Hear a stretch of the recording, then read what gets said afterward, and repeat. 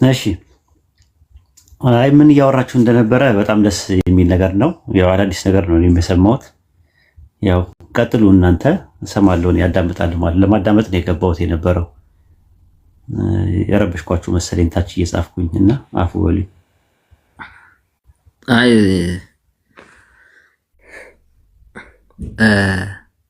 አንዳንድ ነገራቶችን እየጠየቀ ነበርና አንዳንዴ ብለን ነበር። እስቲ ኡስታዝ አንተም ቀጥልበትና ቁርአንን እስቲ አሸናፊ መጽሐፍ ነው ብለን ቁርአን ይናገራልና እስቲ ስለ ቁርአን አንዳንድ ነገር ብለን አንዳንድ ነገር ብትለን በጣም ደስ ይለናል። ምንጊዜም ተአምሩ የማያልቅ መጽሐፍን እስቲ አንድ ነገር በለን ኡስታዝ።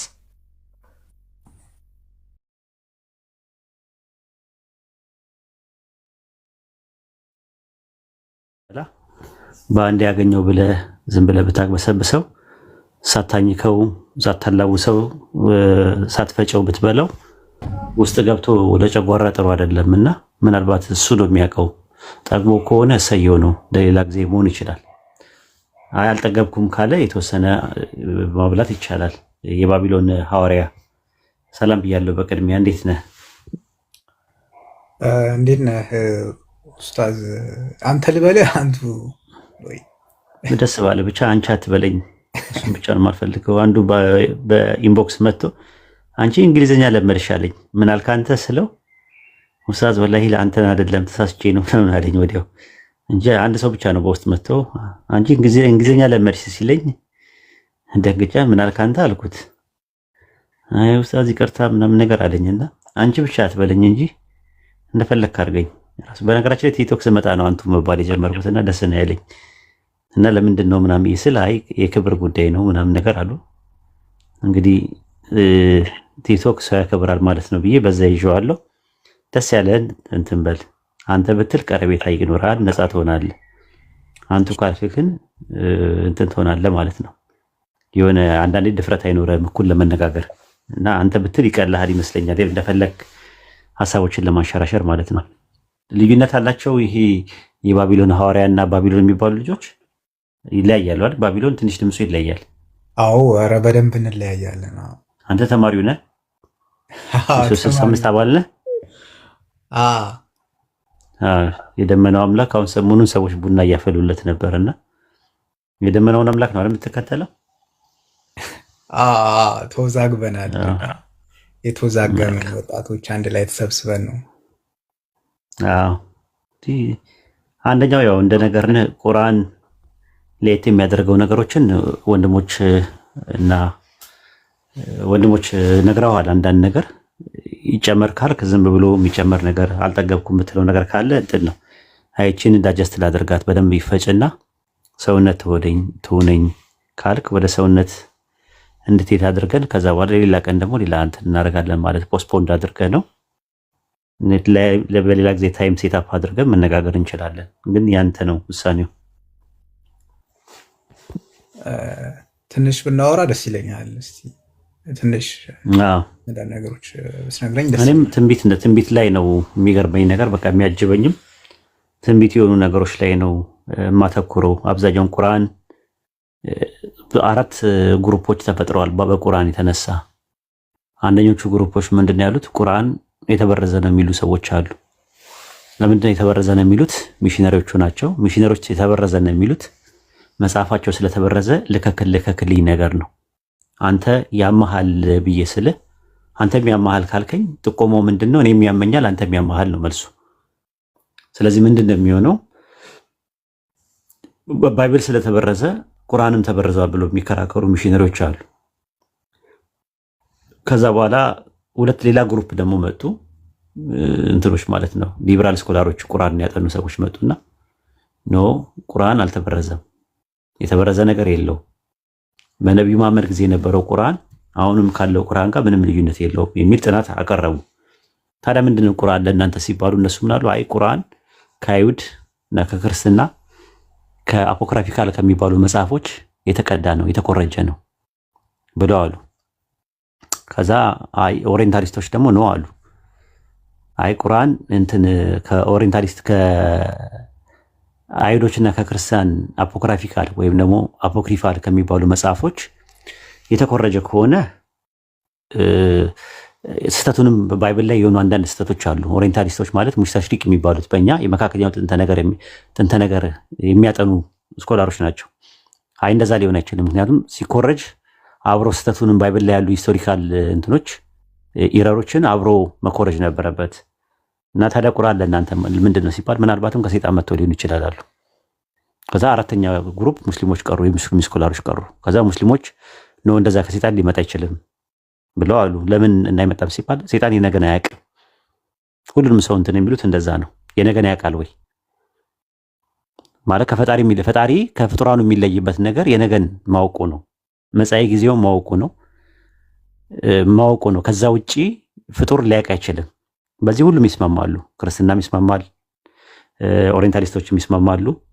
የሊበራል ስኮላሮች እስላሚክ ሊበራል ስኮላሮች ወይም ደግሞ ሀራዊ ምሁራኖች በዚህ ነገር ይስማማሉ። ሀራዊ ማለት ለዘብተኛ ማለት ነው።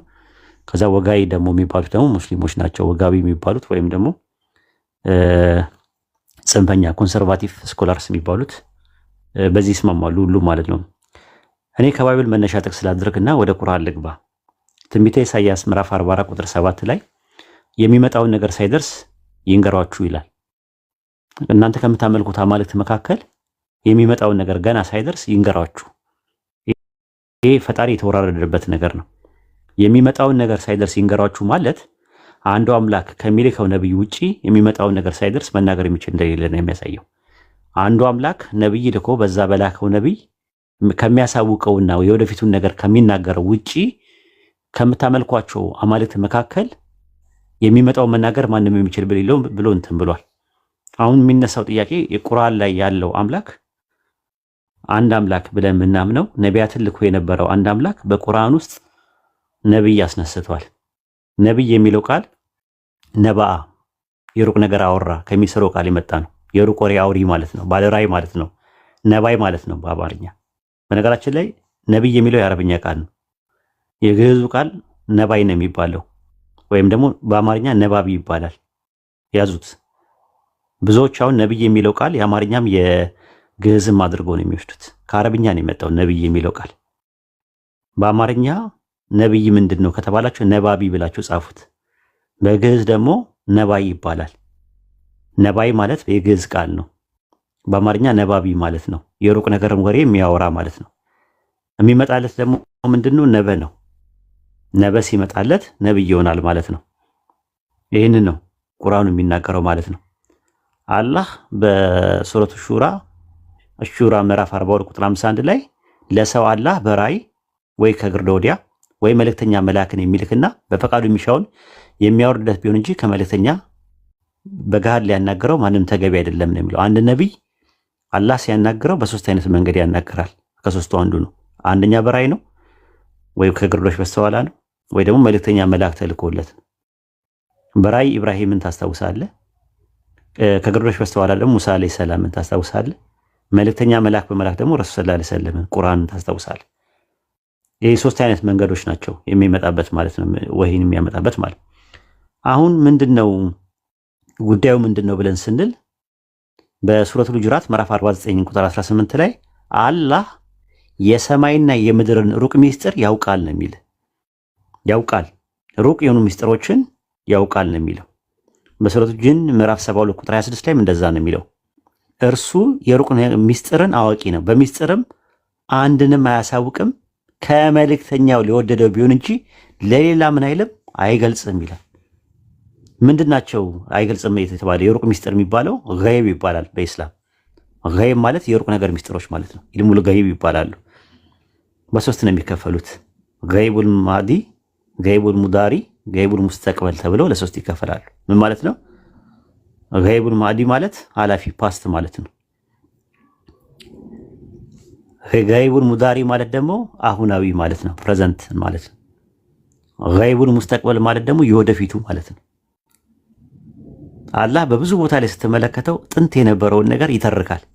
ለምሳሌ ሱረቱ ዩሱፍ ምዕራፍ 12 ቁጥር 102 ላይ ብትመለከተው ይህ ወደ አንተ የምናወርድ ሲሆን ከሩቅ ወሬዎች ነው። አንተ እነርሱ በእርሱ ላይ የሚመክሩ ነው ነገራቸውን በቆረጡ ጊዜ እነርሱ ዘንድ አልነበርክም ይላል።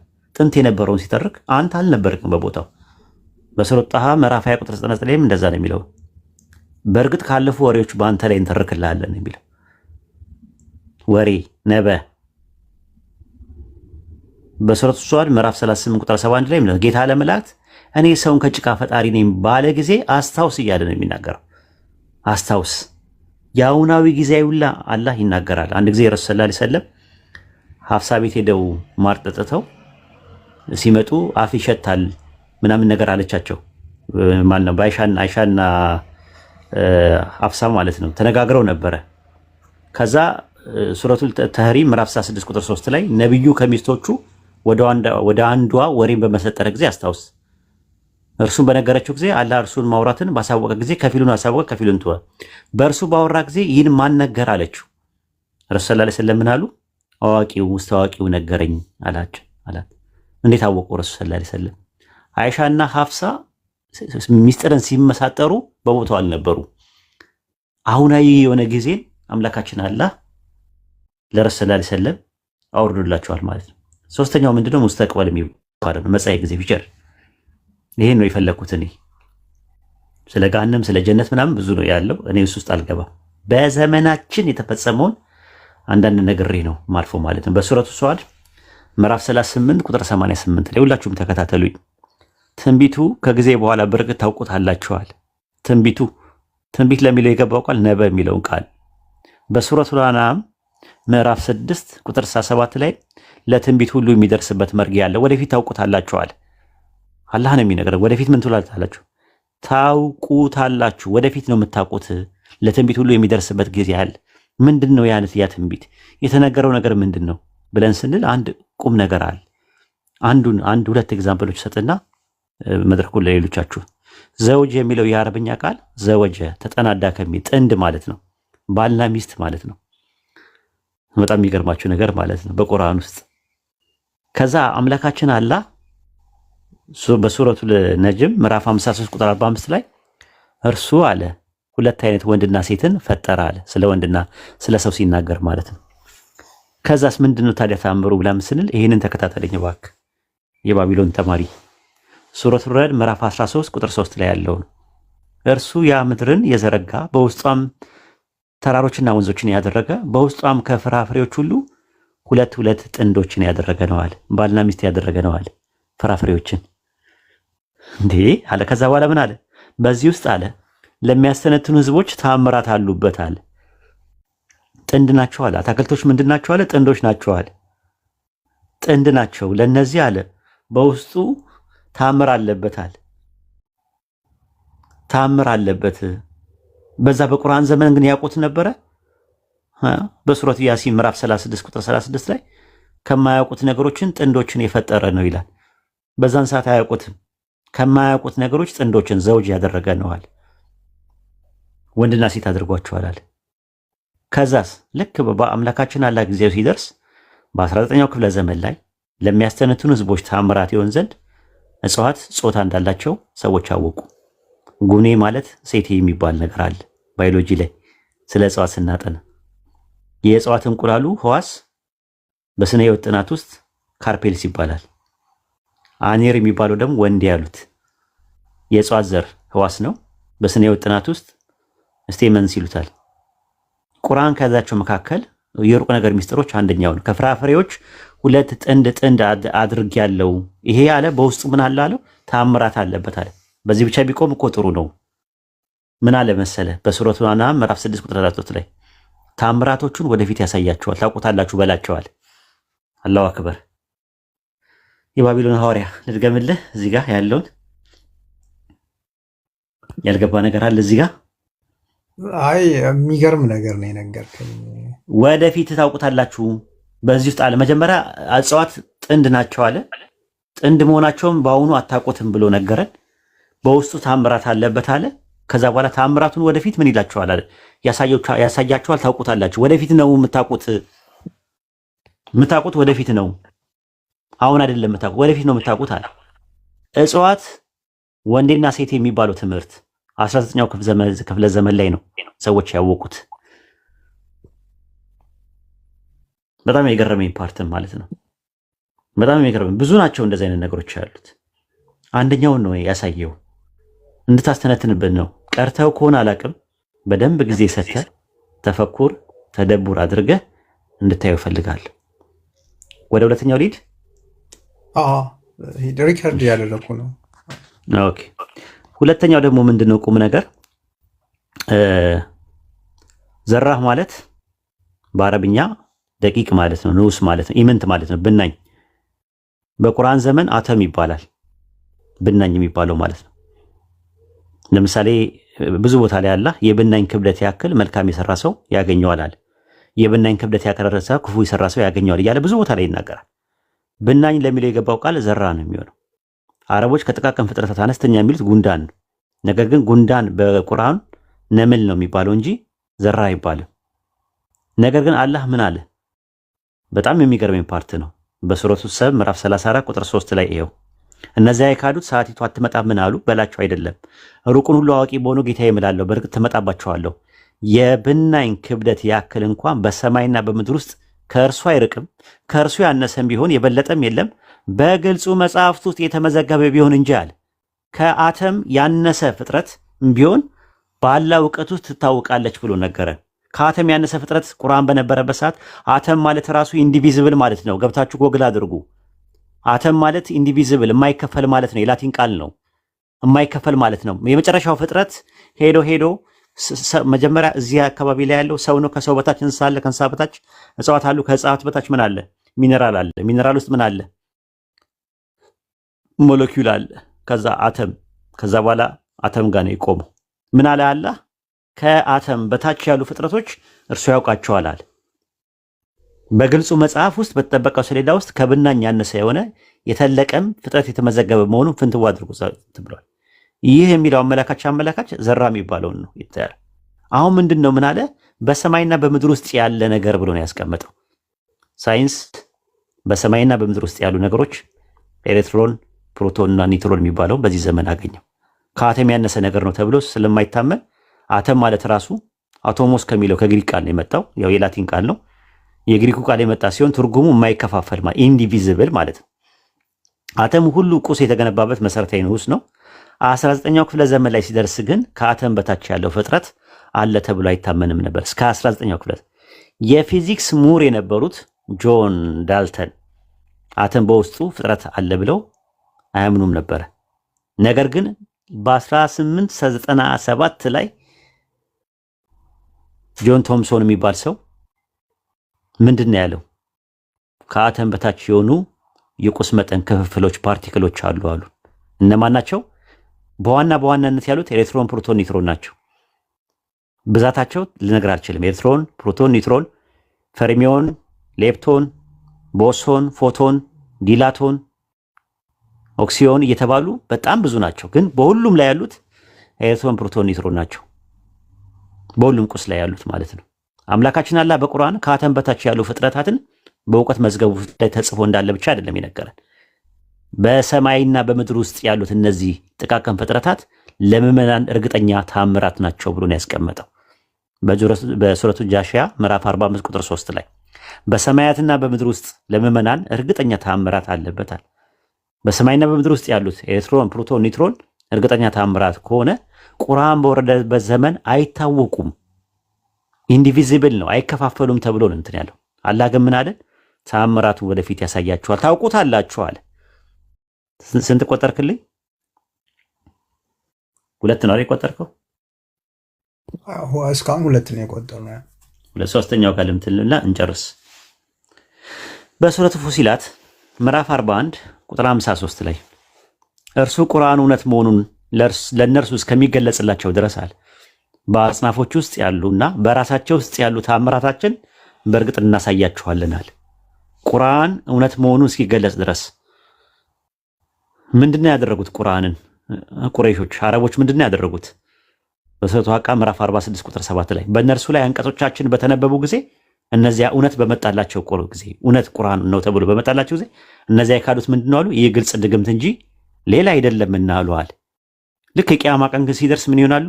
ቁጥር 34 ላይ እነዚያ የካዱት ሰዎች በእሳት ላይ በሚቆሙበት ቀን ይህ እውነት አይደለምን? አላህ ይላቸዋል ይባላሉ። እውነት ነው በጌታችን ይሁንብን ይላሉ። አላህም ትክዱ በነበራችሁ ምክንያት እሳት ቅመሱ ይላቸዋል። ቁርአን እውነት መሆኑ እስኪገለጽ ድረስ የቂያማ ቀን ድረስ አለ። ቁርአን እውነት መሆኑ እስኪገለጽላቸው ድረስ ያኔ የቂያማ ቀን ሁሉም ሰው እውነት ነበረ ብሎ እስከሚል ድረስ አለ በአጽናፎች ውስጥ ያለውንና በራሳቸው ውስጥ ያለውን ተአምራቶችን በእርግጥ እናሳያቸዋለን አለ። ትንቢት ነው። ምን ላቸዋለን አለ? እናሳያቸዋለን። የስነ ፈለክ ምርምር ጥናት አስትሮፊዚክስ ተመራማሪዎች በአጽናፍ ውስጥ ያሉ ፈለኮችን፣ ፕላኔቶችን፣ ምህዳሮችን፣ ፍኖተ ሀሊቦችን፣ ክላስተሮችን፣ አድማሶችን መርምረው በ19ኛው ክፍለ ዘመን ላይ ነው ያገኙት። በራሳቸው ውስጥ ያሉ ስነ አካል ፊዚዮሎጂ፣ ስነ ልቦና ሳይኮሎጂ፣ ስነ ህይወት ባዮሎጂ፣ የወንድ ጾታ ጥናት አንድሮሎጂ፣ የሴት ጾታ ጥናት ጋይናኮሎጂ የሚባሉ መርምረው የደረሱበት አሁን ነው። በአጽናፎች ውስጥ ያለውን ታምራትና በራሶቻቸው ውስጥ ያሉ ታምራቶችን በእርግጥ እናሳያቸዋለን አለ። ምን እስኪሆን ድረስ አለ? ቁርአን እውነት መሆኑ እስኪገለጽላቸው ድረስ። መቼ? ቁርአን መቼ ነው እውነት መሆኑን? ይሄ ከጌታችን የመጣ እውነት ነው ይላሉ። ያኔ ግን ምንድን ነው የሚለው? እነዛ የካዱት እውነቱ በመጣላቸው ቁርአኑ በመጣላቸው ጊዜ ይህ ግልጽ ድግምት ነው እንጂ ሌላ አይደለም አሉ ቁርአን በወረደበት ዘመን የነበሩ ሰዎች። ነገር ግን ምን አለ? ቁርአን እውነት መሆኑ እስኪገለጽላቸው ድረስ የቂያማ ቀን እስከ ቂያማ ቀን ድረስ ማለት በአጽናፎች። ስለዚህ ምንድነው 19ኛው ክፍለ ዘመን ላይ መጥቶ ቁርአን ባልነበረበት ቁርአን በወረደበት ጊዜ ያልነበሩ ፈጠርንላቸዋል። የማታውቁትን ድንቅ ነገር ይፈጥራል። ሊተረከቡ ሙስተቅበል ነው፣ ልትጓዙበት ልትሳፈሩበት ወደፊት እንደሚያመጣላ ተናግሯል። ቁርአን በወረደበት ሰዓት ላይ ፈረስ ነበር፣ መጓጓዣ በቅሎ ነበር፣ አህዮች ነበሩ። ነገር ግን አለ እናንተ